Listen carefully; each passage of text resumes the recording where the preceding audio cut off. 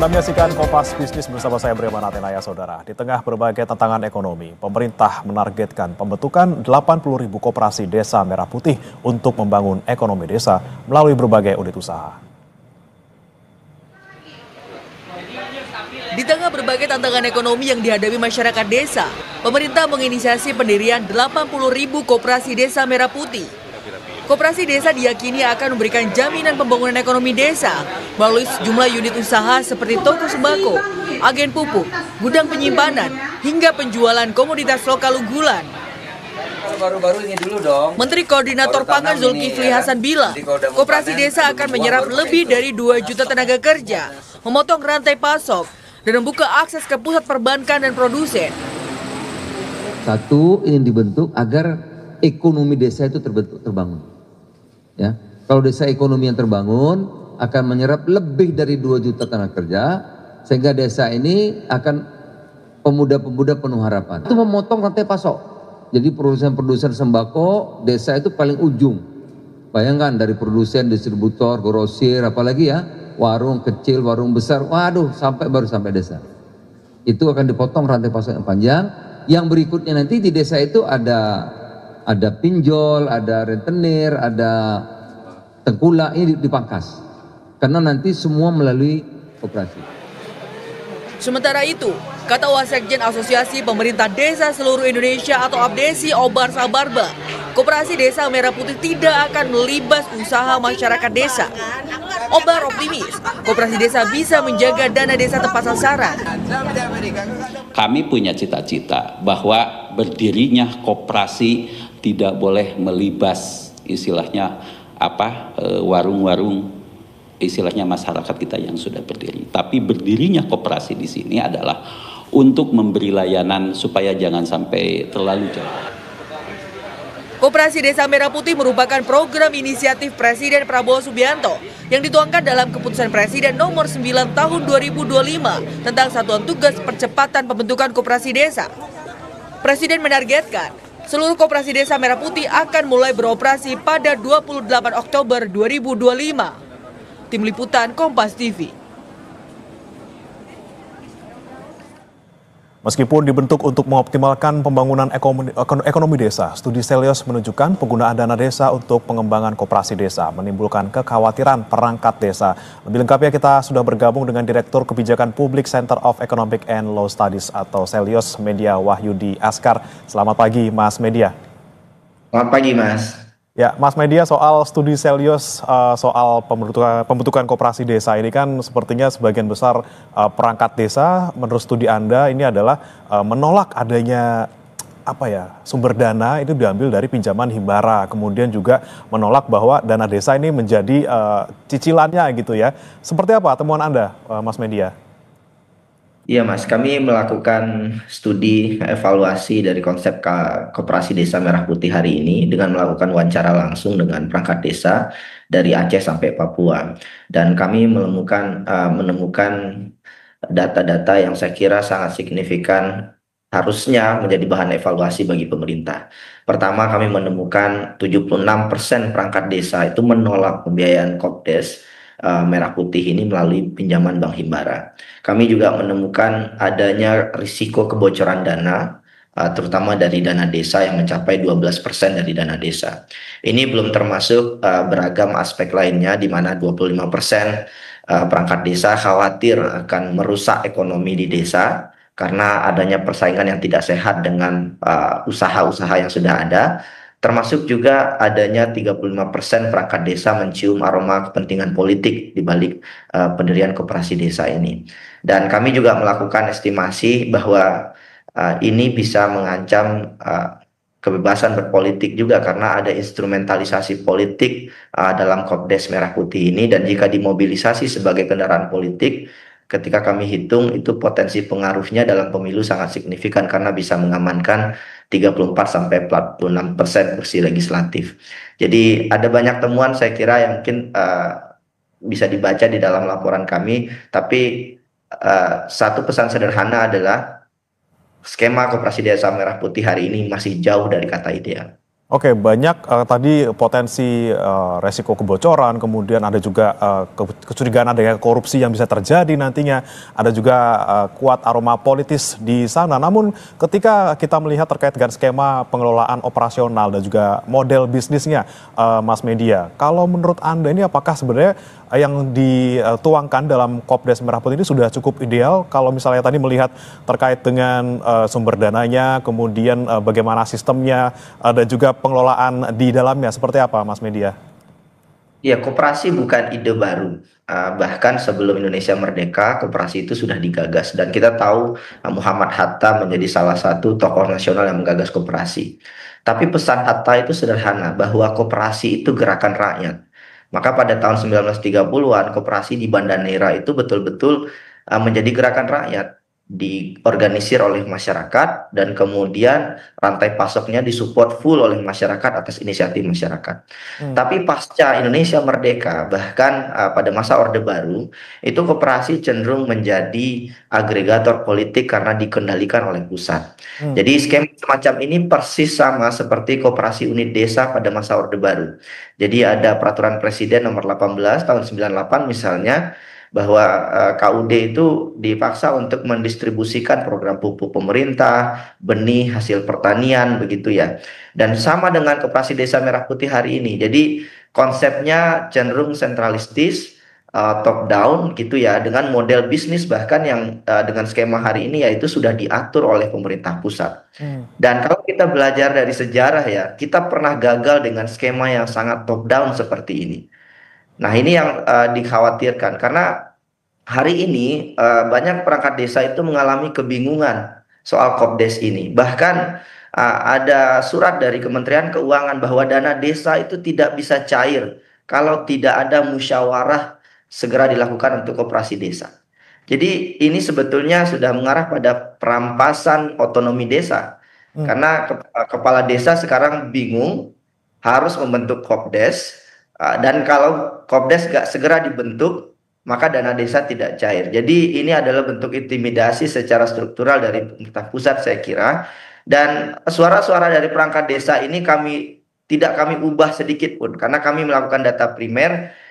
Karena mereka juga takut untuk menyampaikan kepada pemerintah. Mereka juga takut untuk menyampaikan kepada publik kegelisahan hari ini yang ada di desa. Gitu. Oke, ini kan Kopdes memang tadi seperti Anda sampaikan sepertinya benar-benar top down gitu ya. Ada arahan dari pusat dan harus dilaksanakan. Nah, ketika memang kemudian Koperasi Merah Putih ini tidak bergerak dari masyarakatnya sendiri, kemudian tadi istilahnya adalah instruksi ya, bukan ide dari masyarakat sendiri. Bagaimana Anda melihat ke depannya? Apakah memang tadi kemudian nanti otonomi dana desa menjadi terganggu, mereka juga tidak bisa leluasa untuk menggunakan dana desa mereka untuk mengembangkan desa mereka sendiri dengan keperluan mereka sendiri sebenarnya? Ya, dari data yang kami temukan, 36% perangkat desa itu sudah mengatakan bahwa mereka tidak pernah merasa punya kemerdekaan untuk mengelola dana desa mereka. Artinya hari ini sudah banyak terjadi kemerdekaan dari desa untuk mengelola sendiri itu tidak bisa dilakukan. Nah, hari ini kemudian ketika Koperasi Desa Merah Putih dibentuk secara top down begitu ya, maka risiko yang paling signifikan itu adalah pertama, pergeseran fokus pembangunan yang ada di desa. Jadi potensi shifting dana desa itu besar sekali karena di surat Kementerian Keuangan bahkan disebutkan bahwa dana desa digunakan untuk pembiayaan awal koperasi desa.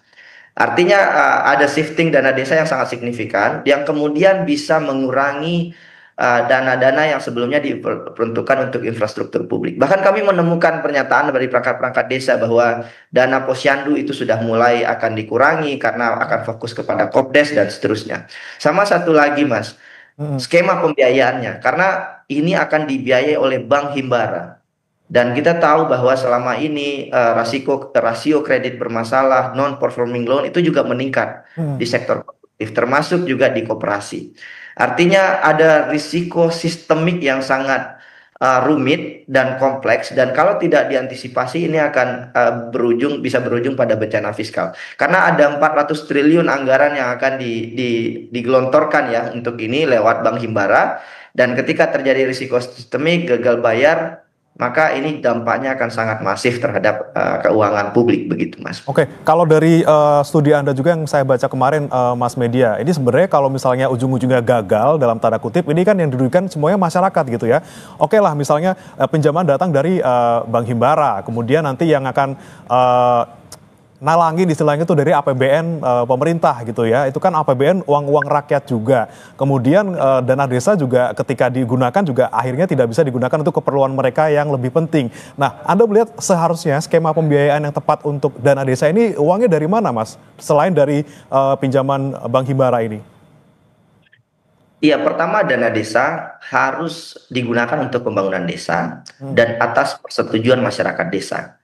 Dan ini akan dalam konteks Koperasi Desa Merah Putih ini kan terjadi tidak begitu partisipatif. Meskipun pemerintah pasti akan mengklaim bahwa telah dilakukan musyawarah desa, telah dicoba dilakukan di level bawah begitu ya. Tapi kan pada faktanya juklak juknis dari pemerintah itu persis sama dengan pengelolaan koperasi di zaman Orde Baru, di mana desa kemudian hanya sebagai agregator layanan pemerintah. Nah, belajar dari ekonomi koperasi di negara lain, ketika koperasi digerakkan oleh tangan negara begitu ya, bukan berbasis inovasi, itu malah justru akan mengalami kemunduran dan bahkan justru memakan dana publik. Dan faktanya hari ini ketika Koperasi Desa Merah Putih dibentuk, bisnis modelnya belum terbentuk. Pengurusnya juga belum begitu kuat. Dan bayangkan desa kemudian atau koperasi itu mendapatkan pendanaan dari Himbara, maka risiko gagal bayarnya pasti akan sangat tinggi. Dan ketika risiko gagal bayarnya tinggi, pasti yang menanggung kerugian adalah Bank Himbara dan juga pemerintah juga begitu. Dan ada satu fakta menarik yang kami temukan di lapangan, masyarakat itu bilang bahwa perangkat desa bilang ini kemungkinan gagalnya besar karena masyarakat beranggap ini adalah koperasi simpan pinjam, masyarakat mungkin akan meminjam dan kemudian tidak akan mengembalikan kembali gitu ya. Dan ada banyak kebingungan sekali di level perangkat desa hari ini yang tidak bisa saya jelaskan satu persatu. Tapi satu hal yang pasti adalah kalau mau diperbaiki itu sekarang sebelum kebijakannya itu dilakukan. Karena kalau tidak, kalau sudah terjadi kebijakannya ratusan triliun kemudian habis terbuang percuma begitu saja, maka risiko sistemik dan seperti yang tadi disampaikan Mas, yang rugi juga adalah masyarakat sendiri karena uang negara dibayar oleh rakyat begitu Mas. Oke, risiko gagal bayar sangat tinggi karena masyarakat mengiranya ya udah ini kan bantuan pemerintah atau pinjaman masyarakat gitu ya. Dan bagaimana kemudian nanti ini sudah berjalan gitu ya. Bagaimana kemudian jangan sampai Koperasi Desa Merah Putih ini berdampak seperti yang kita takutkan. Kita akan jawab setelah ini, saudara tetap bersama kami di Kompas Bisnis.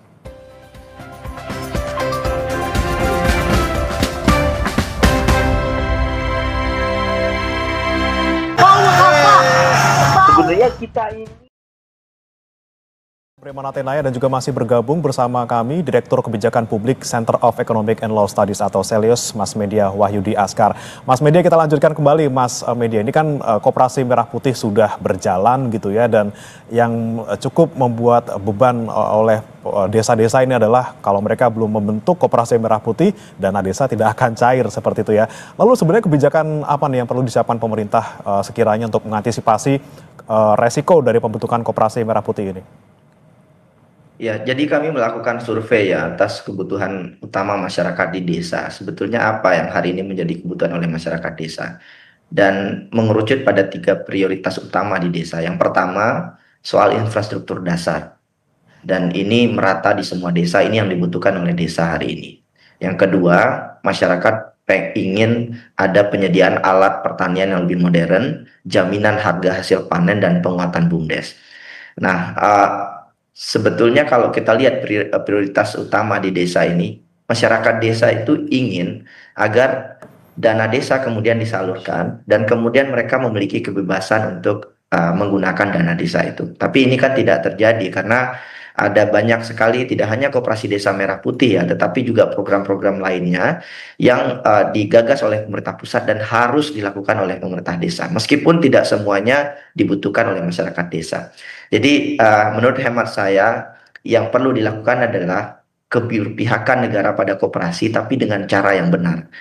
Saya tidak menyaksikan, bahkan saya juga tidak menolak keinginan Pak Prabowo untuk memperkuat koperasi. Tetapi dalam konteks ini, kalau kita lihat perjalanan ke belakang beberapa bulan terakhir, bagaimana skema koperasi desa merah putih ini dikembangkan oleh para menterinya, maka kami meyakini dari data yang kami temukan ada kegagalan dalam proses menerjemahkan masalah yang ada di desa dan kemudian diterjemahkan dalam prinsip-prinsip yang lebih top down, dan kemudian saya yakin ketika ini dilakukan dan terus menerus dilakukan sampai kemudian nanti di launching tanpa ada evaluasi, ini bisa mengakibatkan kerugian yang besar bagi masyarakat desa.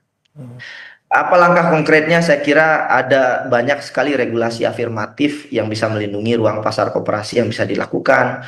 Blended finance juga bisa dilakukan. Saya kasih contoh misalkan koperasi Unimed di Brazil misalkan, itu betul-betul digagas oleh masyarakat dan didukung oleh pemerintah dalam bentuk regulasi. Tapi tidak dengan cara-cara top down seperti ini begitu. Terutama dengan menggunakan instrumen-instrumen regulasi, bahkan termasuk memaksa begitu ya dengan instrumen dana desa. Sama satu lagi, kerjasama dengan BLK. Jadi kami menemukan bahwa lapangan kerja yang paling dibutuhkan di desa, dan kalau bisa bekerja sama dengan BLK dengan cara-cara yang lebih baik, mendampingi koperasi, maka itu jauh lebih efektif untuk mengembangkan koperasi. Jadi menurut saya jangan bayangkan desa itu seperti kota. Jadi jangan tempatkan sistem ekonomi berbasis perintah, berbasis komando dalam hidup masyarakat desa. Masyarakat desa itu punya karakter, sejarah, dan kebutuhan yang berbeda.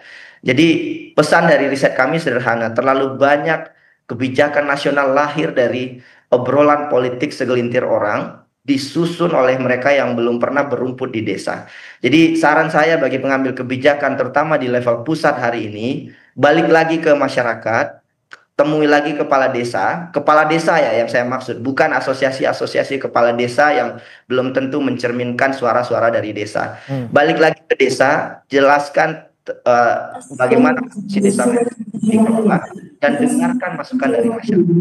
Jadi tidak perlu terburu-buru bahkan. Karena ketika kebijakan dilakukan terburu-buru dan nominalnya itu triliunan rupiah, maka ketika itu gagal dan uang negara sudah habis, maka itu bisa bermasalah.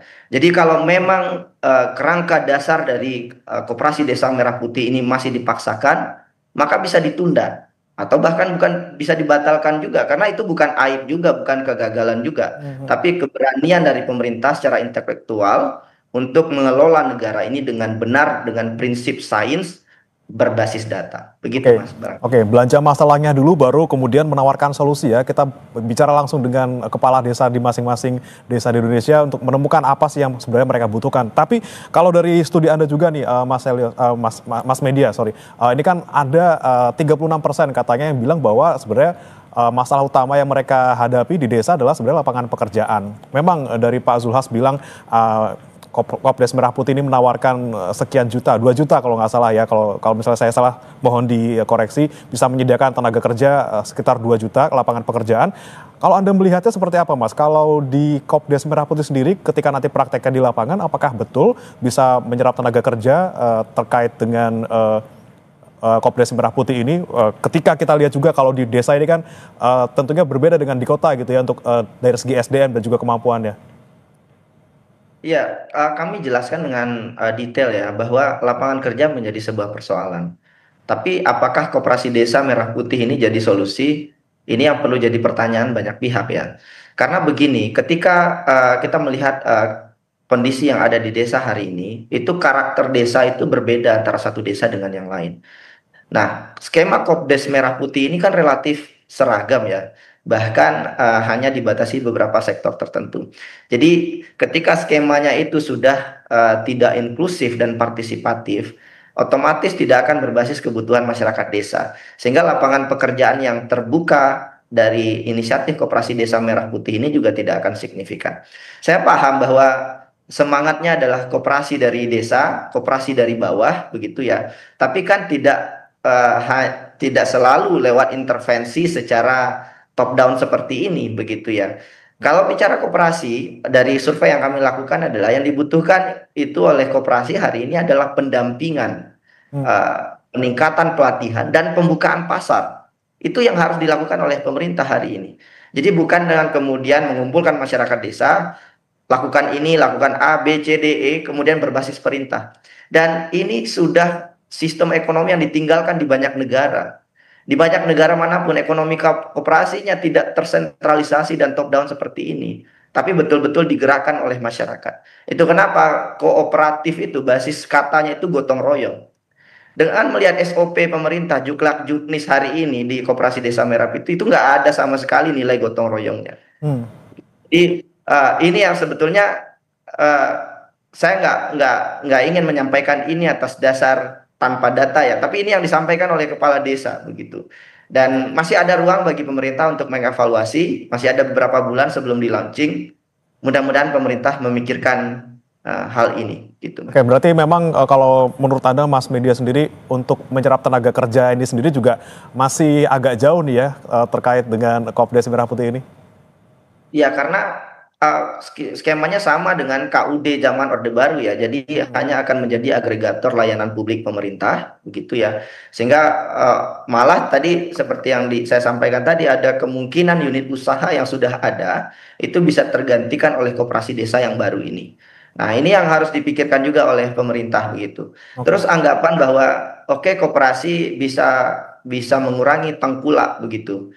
Ini juga perlu dilihat lagi. Kalau bermain ke desa, jalan-jalan ke desa, kita akan tahu bagaimana cara kerja tengkulak itu. Nah, ketika Koperasi Desa Merah Putih kemudian muncul, bisnis modelnya juga belum benar, sedangkan ada paksaan untuk membayar cicilan, begitu ya. Maka bukan tidak mungkin justru Koperasi Desa Merah Putih ini justru malah berkamuflase, berubah menjadi tengkulak baru. Jadi orang-orang baru, tengkulak baru di daerah yang kemudian bisa memicu rente tersebut. Karena mereka punya power yang lebih besar dibandingkan yang lain. Jadi hal-hal seperti ini harus diidentifikasi dengan baik, didiskusikan dengan perangkat desa begitu ya. Dan masih ada waktu untuk mendiskusikan ini. Undang ahli-ahli koperasi terbaik negeri ini, ajak mereka berbicara, kemudian mereka bisa kemudian memberikan masukan terhadap pengembangan koperasi di Indonesia. Dan satu lagi, dengarkan kepala desa. Dengarkan kepala desa. Oke, baik. Memang kalau kita lihat tadi dari pernyataan Mas Media juga sepertinya tenaga kerja masih, kalau ngomongin soal tenaga kerja masih agak jauh gitu ya Mas. Kita lihat bagaimana kelolaan mereka juga beresiko tinggi gitu ya. Belum tentu menyentuh apa yang menjadi kebutuhan masyarakat desa. Tapi ketika kita bicara soal lagi-lagi lapangan kerja Mas Media, kalau di luar Koperasi Merah Putih ini, apa yang bisa dilakukan? Di luar Koperasi Desa Merah Putih maksudnya gimana Mas? Iya, akan di studi Anda juga bilang bahwa bisa dibentuk dengan balai latihan kerja untuk kemudian bisa menyerap pengangguran ataupun tenaga kerja yang tidak terserap gitu ya di desa. Seperti apa Mas? Iya, sekarang di desa lapangan kerja mengalami turbulensi akibat efisiensi anggaran. Program-program padat karya pemerintah itu relatif berhenti begitu ya. Selama ini diharapkan oleh pemerintah desa. Nah, pembukaan lapangan kerja yang baru ini juga nggak mudah begitu ya. Tapi ada satu institusi yang sebetulnya aset pemerintah itu sudah ada dan cenderung berjalan di tempat hari ini yaitu BLK, Balai Latihan Kerja. Nah, kalau Balai Latihan Kerja ini dikolaborasikan dengan koperasi-koperasi yang ada. Kalau BLK ini kan milik pemerintah ya. Jadi yang diintervensi itu jelas gitu. Nah, ketika ini dikolaborasikan dengan koperasi, ini potensi penciptaan lapangan kerjanya jauh lebih baik dan lebih besar. Jadi kami menghitung saat ini ada 7,28 juta orang pengangguran ya. Dan kalau kita mengintervensinya lewat BLK misalkan melakukan pendampingan kepada koperasi dengan asumsi satu koperasi bisa menciptakan 20 orang saja lapangan kerja baru per tahun, maka hanya dengan 36 triliun kita bisa mengurangi secara signifikan jumlah pengangguran yang ada di Indonesia. Dan itu hanya dibutuhkan waktu 3 tahun. Dan kalau ini dilakukan dengan benar, itu sebetulnya APBN kita jauh lebih efisien dan penciptaan lapangan kerja di desa itu juga lebih tepat sasaran. Karena seperti yang saya sampaikan tadi, koperasi di desa yang dibutuhkan oleh mereka hari ini adalah penguatan kapasitas SDM-nya dan yang kedua pembukaan pasar. Dan aspek ini bisa diintervensi oleh pemerintah dengan baik. Jadi tanpa kemudian harus melakukan kebijakan-kebijakan yang ambisius gitu ya, membentuk koperasi desa yang baru yang kemudian juga kita akan mengulang masalah yang sama. Bisa jadi koperasi desa yang baru ini juga belum tentu bisa berkembang. Karena koperasi yang mau mati pun juga tidak pernah didukung oleh pemerintah. Ini kan tidak fair begitu, Mas. Oke, masih ada waktu sekitar 1 bulan ya Mas ya sebelum diluncurkan, mungkin bisa dievaluasi lagi, ngobrol lagi dengan pihak desa apa yang mereka butuhkan supaya Kopdes Merah Putih ini kalau memang nanti berjalan benar-benar sesuai kebutuhannya dengan apa yang masyarakat desa butuhkan. Terima kasih Mas Media sudah bergabung bersama kami di Kompas Bisnis. Selamat pagi, salam sehat. Selamat pagi Mas, salam sehat. Saudara jangan beranjak, kami akan kembali dengan informasi lainnya terkait dengan pantai yang masih menjadi salah satu favorit warga mengisi libur panjang seperti di Pantai Ancol, Jakarta yang Senin pagi ini sudah ramai wisatawan yang memanfaatkan libur panjang Idul Adha. Sesaat lagi.